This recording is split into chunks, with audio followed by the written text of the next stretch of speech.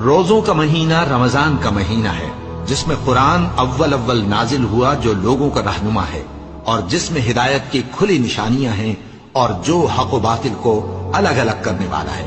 تو جو کوئی تم میں سے اس مہینے میں موجود ہو چاہیے کہ پورے مہینے کے روزے رکھے، اور جو بیمار ہو یا سفر میں ہو تو دوسرے دنوں میں روزے رکھ کر ان کا شمار پورا کر لے۔ اللہ تمہارے حق میں آسانی چاہتا ہے اور سختی نہیں چاہتا، اور یہ آسانی کا حکم اس لیے دیا گیا ہے کہ تم روزوں کا شمار پورا کر لو،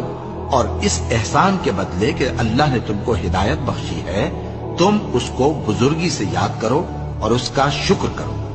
اور اے پیغمبر، جب تم سے میرے بندے میرے بارے میں دریافت کریں تو انہیں معلوم ہو